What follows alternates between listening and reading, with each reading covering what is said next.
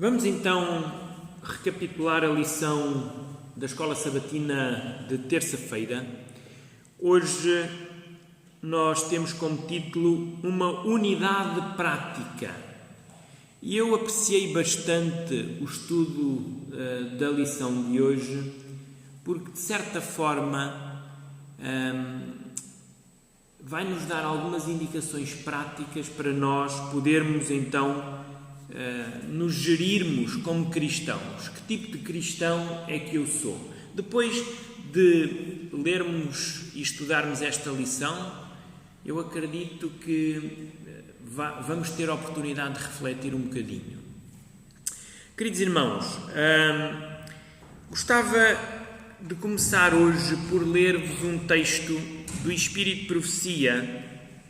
E este texto do Espírito de Profecia, em que Ellen White escreve, ela escreveu isto em 1902. E diz assim, na revista Sinais dos Tempos, de 16 de julho de 1902. Todo cristão deve ser o que Cristo foi em sua vida nesta terra. Ele é o nosso exemplo, não apenas em sua pureza imaculada, mas em sua paciência, mansidão e disposição cativante. Então, o apelo que Ellen White nos fez nesta altura, em 1902, e que serve para nós ainda hoje, é que haja em nós o mesmo Espírito que houve em Jesus Cristo. Ou seja, que cada cristão que vive hoje nesta terra busca em Jesus o seu exemplo. E reparem, Jesus era exemplo na sua pureza, Jesus era exemplo na forma como era paciente a lidar com o ser humano, na forma como era manso a tratar os outros e numa disposição cativante. Então, devíamos imitar Jesus naquilo que Ele fez aqui nesta terra e que nos vem descrito nos Evangelhos, sobretudo. Queridos irmãos, o apóstolo Paulo, pegando um pouco nesta ideia de Jesus ser o nosso exemplo, ele diz assim na carta aos Filipenses, no capítulo 2, diz-nos assim: tende em vós o mesmo sentimento que houve também em Cristo Jesus. Vejam, o apóstolo Paulo diz: tende em vós o mesmo sentimento que houve também em Cristo Jesus. Então, há um apelo, quer de Jesus, quer também dos apóstolos, a que a nossa vida seja pautada pelo exemplo maior, que é o exemplo de Jesus. Reparem que não é o exemplo do outro. Embora, por exemplo, o apóstolo Paulo algumas vezes tenha dito para que as pessoas, os crentes, seguissem o seu exemplo, com isto ele não estava a dizer que era perfeito. Com isto ele estava a dizer que, assim como ele se esforçou para ser um bom cristão, que os cristãos deviam se esforçar também para ser bons cristãos. Mas, na realidade, o modelo não é o apóstolo Paulo, nem é qualquer um dos apóstolos, nem sou eu como pastor, mas o exemplo é quem? É Jesus, não há dúvida. Então, nós devíamos ser como Jesus, agir como Jesus agiu, ter uma vida imaculada como Jesus teve. Uma vida que procuramos fazer sempre aquilo que está certo. O apóstolo Paulo, agora na carta aos Efésios, no capítulo 4, versículo 25, ele diz assim: por isso, deixando a mentira, fale cada um a verdade com o seu próximo, porque somos membros uns dos outros. Então, há aqui um primeiro apelo a nós sermos verdadeiros. É assim, se nós queremos seguir o exemplo de Cristo, o apóstolo Paulo agora aqui dá-nos uma indicação prática. E qual é a indicação prática? Não andarmos a mentir, não é? Deixando a mentira, fale cada um a verdade com o seu próximo, porque somos membros uns dos outros. Então, o apelo que o apóstolo Paulo faz aqui na prática, no nosso dia-a-dia, é sermos verdadeiros uns com os outros. Não chegarmos uns ao pé dos outros com falsidade, fingindo, dizendo coisas que na realidade não são, ou nós sendo coisas que na realidade não somos. Ser verdadeiros é o que o texto está a dizer aqui, não é? Fale cada um a verdade com o seu próximo. Queridos irmãos, aspectos práticos, se nós queremos seguir o exemplo de Jesus, é sermos verdadeiros. Jesus nunca foi falso. Jesus nunca falou a mentira. Jesus, quando lidava com as pessoas, era genuíno naquilo que ele fazia e que ele dizia. Jesus não cumprimentava as pessoas fazendo um frete, ou seja, fazendo que, olha, vou cumprimentar só para me sair bem, ou vou cumprimentar para ficar bem. Não. Quando Jesus fazia as coisas, fazia genuinamente. Quando ele cumprimentava genuinamente, interessado na pessoa, sabendo que o maior desejo dele era o bem daquela pessoa. Ele não vinha para o pé das pessoas para bajulá-las, para bater-lhe nas costas. Não, Jesus era genuíno nos seus relacionamentos. Ele era verdadeiro, falava aquilo que ele sentia. Muitas vezes nós, seres humanos, não somos assim, queridos irmãos. E vejam, em Mateus, o próprio Jesus, no capítulo 7, versículo 22, diz assim: tudo quanto, pois, querereis que os homens vos façam, assim fazei-vos a vós também a eles, porque esta é a lei e os profetas. Então, Jesus está a dizer, o que está escrito no Antigo Testamento, na lei, nos primeiros 5 livros da Bíblia e nos profetas, é fazer bem aos outros. Fazer bem aos outros. Jesus diz, aquilo que quereis que os homens vos façam, fazei também a eles. Então, vemos que Jesus pega nisto de forma positiva. Há quem diga que não fazer aos outros o que não queres que te façam a ti. Mas Jesus fala de forma positiva. Faz aos outros o que gostas que te façam a ti. Se eu gosto de ser bem tratado, o que é que eu tenho que fazer aos outros? Tratá-los bem. Se eu gosto que os outros me respondam condignamente, o que é que eu tenho que fazer aos outros? Responder condignamente. Se eu gosto, por exemplo, que os outros sorriam para mim, o que é que eu tenho que fazer aos outros? Também tenho que sorrir para eles. Então, aquilo que eu gosto que me façam a mim, queridos irmãos, eu também devia fazer aos outros. Só que nós, muitas vezes, somos tão egoístas que não fazemos aos outros e esperamos que os outros nos façam a nós. Queremos que os outros nos tratem bem, queremos que os outros nos respeitem, queremos que os outros nos cumprimentem, sorriam para nós, mas nós não, eu não tenho que fazer nada disso. Os outros é que têm a obrigação. É assim que as coisas funcionam? Não. Então, no nosso relacionamento prático do dia-a-dia com as pessoas, como é que nós devemos agir? Como, da mesma forma que gostaríamos que agissem connosco, está bem? Então pensem nisto, queridos irmãos. Quando eu respondo mal a uma pessoa, o que eu vou receber mais tarde dessa pessoa, se calhar é a mesma coisa. Então, vamos tentar melhorar o nosso relacionamento com os nossos irmãos, uns com os outros, agindo corretamente. Compreendem?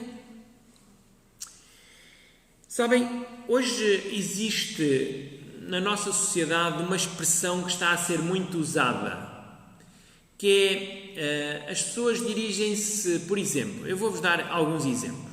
Por exemplo, se uma comida é boa, há uma expressão que agora se utiliza que diz assim: esta comida é do bem. Ou seja, se a comida é boa, é saudável, é uma comida do bem. Por exemplo, se eu compro um shampoo para o cabelo e o shampoo faz bem ao meu cabelo, eu digo, o shampoo é do bem. Então, tudo aquilo que é bom, faz bem, é do bem. Não é? Queridos irmãos, tudo aquilo que está associado a Deus também devia ser do bem, não é? Como é que nós temos agido? Temos agido pelo bem ou pelo mal? Deixem-me contar-vos uma experiência que se passou comigo a semana passada. Como vocês sabem, eu fui à convenção pastoral e cada um de nós estava sentado numa cadeira e logo atrás de mim, na cadeira onde eu estava sentado, estava pousado um casaco nas costas da cadeira. E o casaco tinha uma gola muito forte, muito larga. E o que é que acontece nestas situações? Quando nos encostamos para trás, nós sentimos, não é, o casaco nas costas e não é uma situação saudável, não é uma sensação boa ter ali qualquer coisa a incomodar as costas. Não sei se, provavelmente isto é corriqueiro, já vos aconteceu, não é? E então eu tinha um colega atrás, um colega pastor, e aquilo que me apetecia fazer, sabem o que era? Era dizer, colega, não te importas tirar o teu casaco daí, porque isso está-me a incomodar as costas. Isso era lá no íntimo o meu pensamento. Só que nós temos que muitas vezes lutar com os nossos pensamentos. E eu lutei. E eu pensei assim, porquê que eu vou arranjar confusão com o meu colega? Porquê que eu vou estar-lhe a dizer isto para ele depois dizer assim, que ele nem aguenta um casaco nas costas, irrita-se rápido, não é? É mesquinho. Então, eu decidi não dizer nada. E assumi, queridos irmãos, o mal-estar.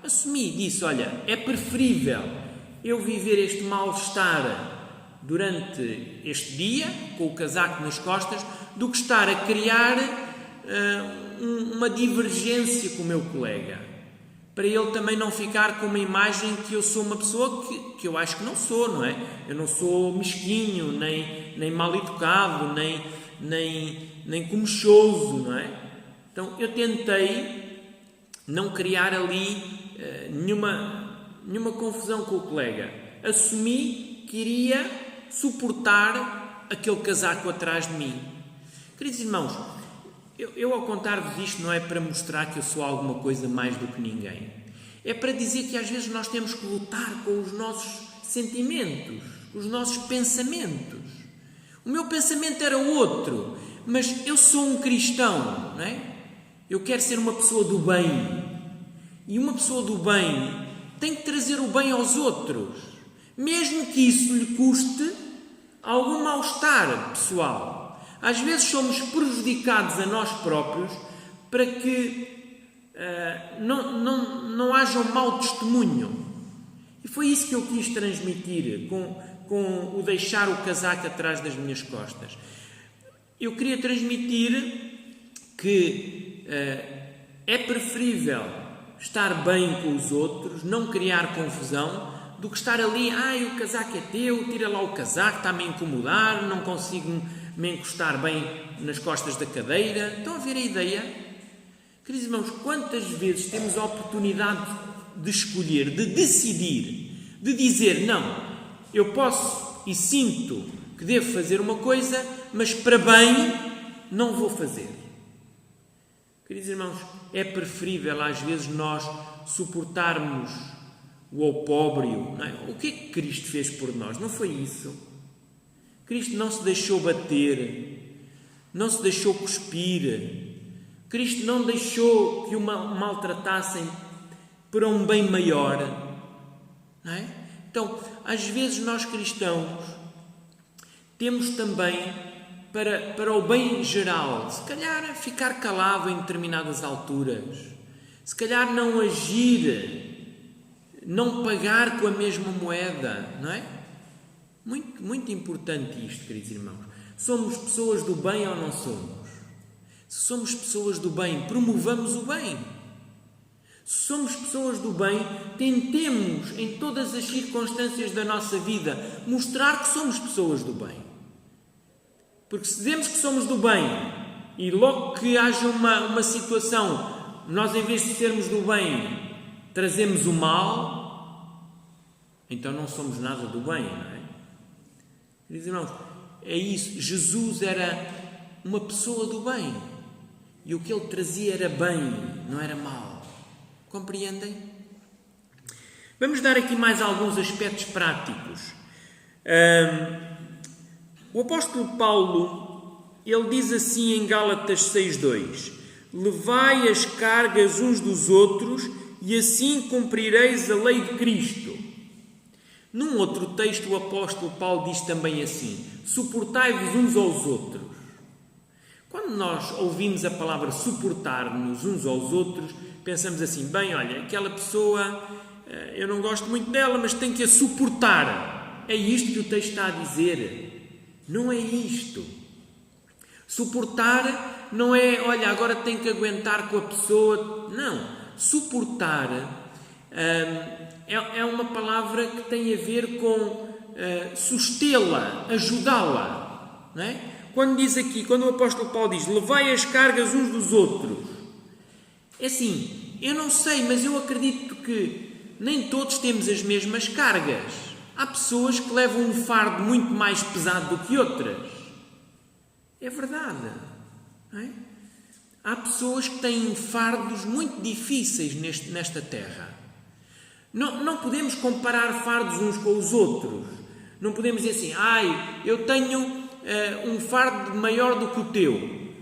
Não é bonito nós compararmos os fardos, porque a minha sensibilidade é uma, a vossa é outra. O que para mim pode ser fácil de levar, para o outro não é. Não é? Então, não devemos comparar. Mas quando olhamos, há pessoas que, por exemplo, têm doenças crónicas, não é? Doenças que a acompanham toda a vida. Se eu não tenho uma doença dessas, eu dou louvores a Deus, não é? É uma carga que eu não levo. Por exemplo, eu por acaso tenho uma doença crónica, que é a minha visão. Tenho que levá-la. Mas não faço desta doença crónica um peso na minha vida. Olha, paciência, não vejo tão bem como as outras pessoas, mas nasci assim, sempre fui assim, aprendi a viver desta maneira, adaptei-me a esta situação, por isso para mim não é nenhuma carga. Compreendem? Mas se calhar para outra pessoa pode ser uma carga muito grande deixar de ver ou ver pouco. Então, queridos irmãos, não devemos comparar cargas. No entanto, o que o apóstolo Paulo diz é: levai as cargas uns dos outros. Como é que eu posso levar a carga de alguém? Queridos irmãos, em primeiro lugar é compreender a situação da pessoa. Não é? É estar à escuta da necessidade da pessoa.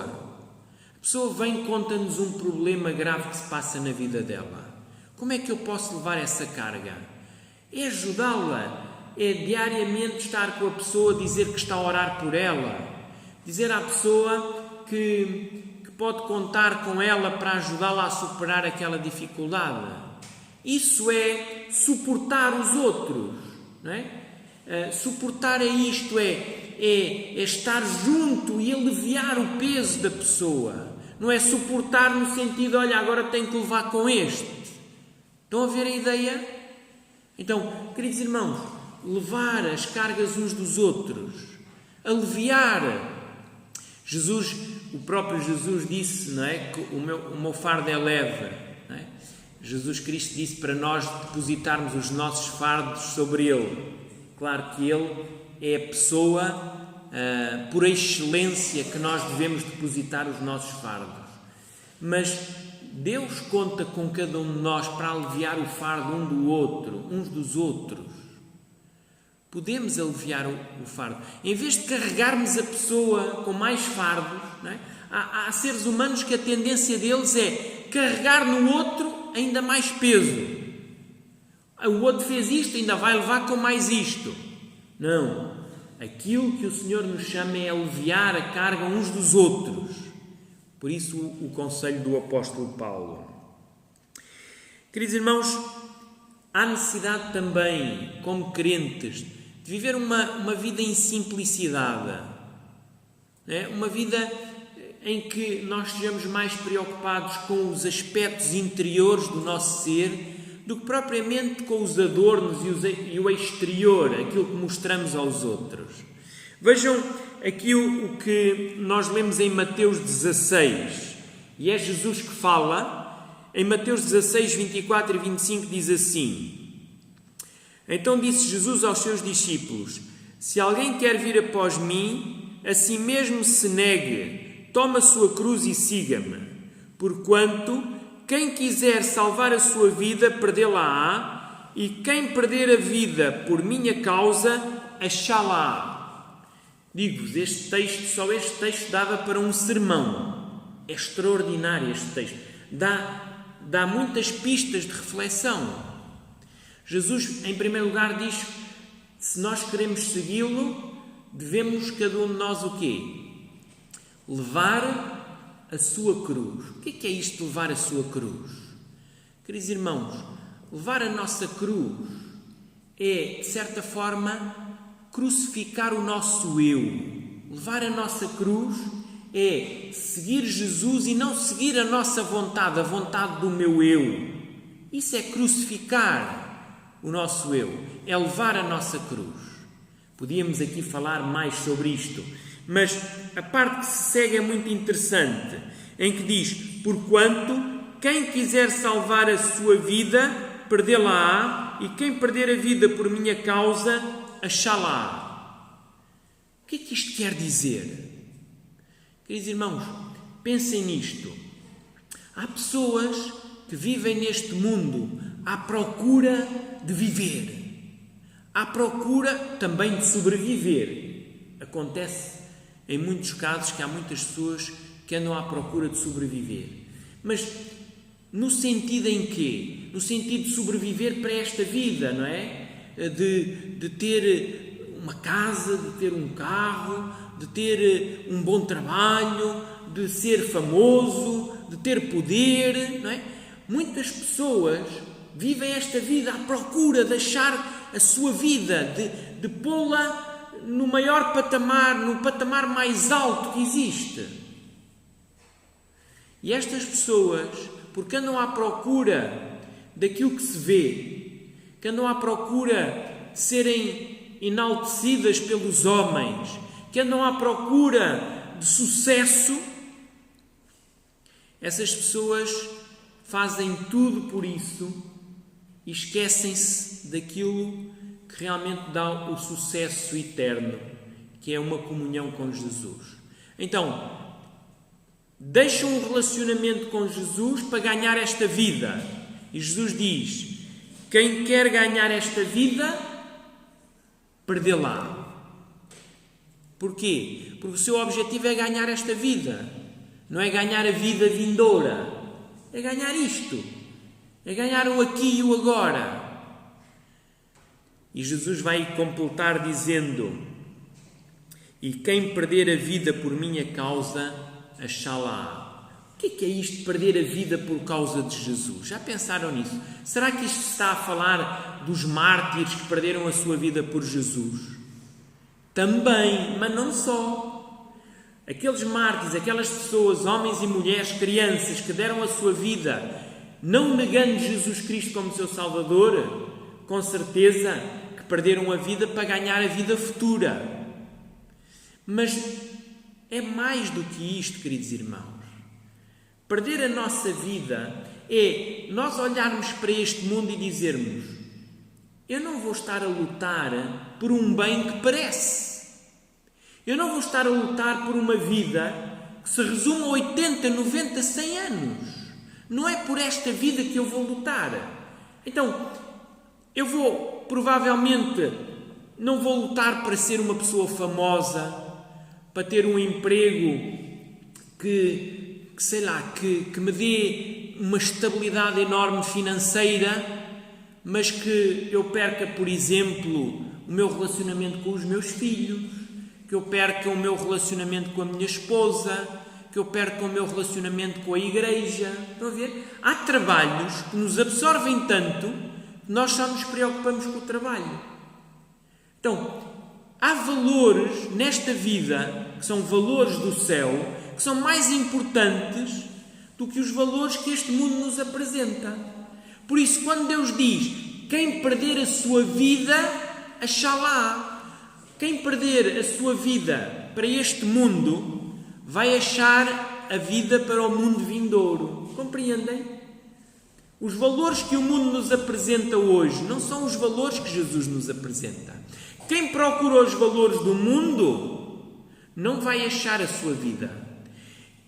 Quem se dedica aos valores de Deus nesta terra vai achá-la. Perdeu, mas encontra algo melhor. Deixem-me dar-vos aqui mais um exemplo prático. Vamos, por exemplo, pensar.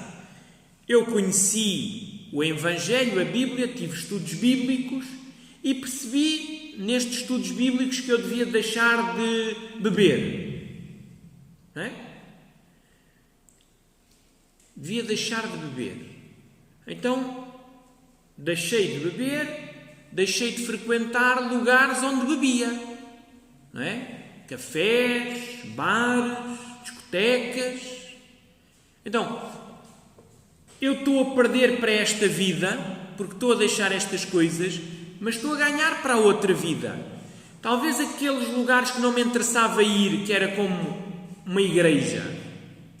Antes eu ia a discotecas, mas deixei de beber, deixei de ir a discotecas. A música que se ouve lá também não é melhor e eu percebi pela Bíblia que eu tenho que ter atenção às entradas da minha alma, não é? Ao que eu como, ao que eu bebo, ao que eu vejo, não é? Ao que eu ouço. Então, comecei a abandonar algumas coisas. Abandonei lugares impróprios, comidas impróprias. Essas coisas eu fui deixando. Mas comecei a trocá-las por outras coisas. Se não ia à igreja, comecei a ir à igreja. Estão a ver? Se comia comidas impróprias, comecei a comer comidas mais saudáveis. Então, perdi para uma coisa, mas ganhei para outra. Quando nós perdemos para esta vida, para aquilo que o mundo nos apresenta, o que é que o Senhor nos diz? Estamos a perder para esta vida, mas estamos a achar a vida futura. Queridos irmãos, e é isto que acontece em todo o coração que se deixa transformar por Jesus. Posso perder para este mundo, mas estou a construir para o mundo vindouro, para a vida eterna. E é isso que o Senhor deseja. O apóstolo Pedro, falando neste sentido, ele diz assim, em 1 de Pedro 3 e 4, diz assim: não seja o adorno da esposa o que é o exterior, com o frisado dos cabelos, adereços de ouro, aparato de vestuário, seja, porém, o homem interior do coração, unido ao incorruptível traje de um espírito manso e tranquilo, que é de grande valor diante de Deus. Então, seguindo nesta linha de pensamento, o que Pedro nos está a dizer é: nós não devemos estar preocupados com o nosso exterior, com as coisas que os outros gostam, não é? As pessoas gostam de usar brincos, não é? É bonito lá fora, dá um certo status, uma certa beleza, não é? Gostam de se pintar, não é? O apóstolo Pedro fala dos adornos. Sabem o que é que Deus diz sobre os adornos? É mais importante os adornos interiores do que os adornos exteriores. Não é? Os fios, as pulseiras, qualquer coisa. É mais importante o tempo e o dinheiro que nós gastamos para adornarmos o nosso coração do bem do que propriamente nós andarmos a mostrar exteriormente alguma coisa aos outros. Eu compro uns ténis de marca, não é? É uma marca qualquer importante, que é cara, pensando que quando as pessoas me virem com esses ténis vão me valorizar mais. Ora, Deus não valoriza as pessoas pelos seus trajes exteriores. Não é porque eu uso um fato de 500 euros, ou não é porque eu uso uma roupa de marca, não é? Ou qualquer coisa cara, que Deus me valoriza.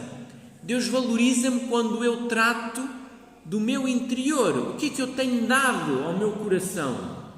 O que é que eu tenho feito para o meu coração ser transformado? Isso sim deve ser adornado, deve ser trabalhado.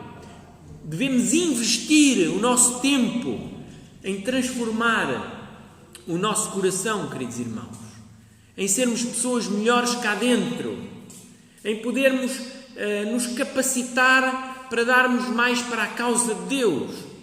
Agora, mostrar se tenho um carro bom, o que é que isso interessa? Ou uma casa boa? Queridos irmãos, tudo isso vai queimar. A Bíblia diz. Tudo isso vai ficar cá em baixo. Deus vai enviar fogo do céu e vai ser tudo destruído. Não vamos levar para o céu. Por isso, muito importante, adornarmos sim o nosso interior. Tentarmos ter uma vida o mais correta possível. Está bem? Vejam, o apóstolo Paulo continua-nos a dar conselhos práticos. Na primeira carta aos Coríntios, no capítulo 10, versículo 32, diz assim: não vos torneis causa de tropeço, nem para os judeus, nem para os gentios, nem tampouco para a igreja de Deus. Então, o apóstolo Paulo está a dizer que nós não devemos ser peça de tropeço para ninguém. Queridos irmãos, quantas vezes, por mau exemplos de cristãos, o cristianismo tem sido ridicularizado, Cristo tem sido gozado. Quantas vezes? Cristãos que deviam dar um exemplo estão a fazer coisas que são completamente contrárias àquilo que a palavra de Deus ensina. As pessoas riem-se. Então isso é que é ser cristão? Então tu andas aí a aldrabar, andas aí a mentir, isso é que é ser cristão? As pessoas riem-se. Ser cristão é isso, eu prefiro estar como estou. Nem se querem juntar, nem se querem congregar connosco. Porquê? Porque nós não estamos a dar o exemplo certo. Mas quando o cristão dá o exemplo certo, queridos irmãos, isso é qualquer coisa, de extraordinário. Quando nós demonstramos uma comunhão genuína com Deus, não é uma comunhão para mostrar aos outros que nós temos comunhão com Deus, é uma comunhão que nasce de um relacionamento saudável, uma comunhão natural. Os outros veem, os outros olham para nós e dizem: obrigado pelo testemunho, continuem assim que vocês estão no caminho certo. Obrigado porque o que vocês dizem, a forma como vocês agem, fala-nos. Queridos irmãos, quantas pessoas não dizem isto? Que haja em nós o desejo de não sermos pedra de tropeço para ninguém. Já viram o que é um dia Jesus nos dizer: olha, peço... Ele não vai dizer peço desculpa, mas ele vai dizer lamento, mas não te conheço. Então, em vez de fazeres as coisas que eu te ensinei, tu levaste muitas pessoas para fora da igreja, ou levaste pessoas a não me conhecer pelo teu mau exemplo. Já imaginaram isto, queridos irmãos? Será terrível, não é? Será terrível. Em 1 de Pedro, no capítulo 2, 11 e 12, diz assim: amados, exorto-vos, como peregrinos e forasteiros que sois, a vos absterdes das paixões carnais que fazem guerra contra a alma, mantendo o exemplar o vosso procedimento no meio dos gentios, para que naquilo que falam contra vós outros, como de malfeitores, observando-vos em vossas boas obras, glorifiquem a Deus no dia da visitação. Este texto é outro texto extraordinário. Vejam, o texto vai nos dizer, vai no mesmo sentido, não sermos pedra, sermos um exemplo para os outros. Para que naquilo que os outros falam mal de nós, ao ver o nosso procedimento, o que é que eles façam? Diz aqui, glorifiquem a Deus no dia da sua visitação. Queridos irmãos, a nossa postura como crentes é de passar uma mensagem correta de quem é Deus. As pessoas não vão glorificar-nos a nós, vão dar glórias a Deus. Lembro-me, por exemplo, de Salomão, quando aquela rainha de Sabá veio, não é? Veio ver a sabedoria de Salomão. Quando ela viu a sabedoria de Salomão, sabem o que é que ela disse?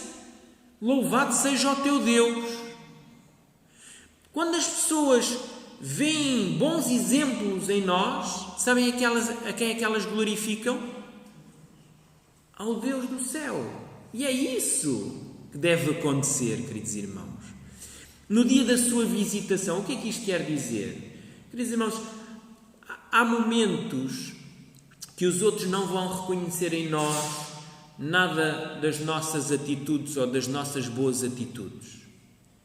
Mas um dia, por algum motivo, uma doença vem e o Senhor vem visitá-la. Ou seja, o Senhor vem trabalhar no seu coração, vem mostrar que ela se calhar tem andado a proceder mal na sua vida. E essa pessoa, depois do Senhor a visitar, olhando para os nossos exemplos, exemplos de crentes verdadeiros, elas vão glorificar a Deus. Tem acontecido isto ao longo da história, queridos irmãos.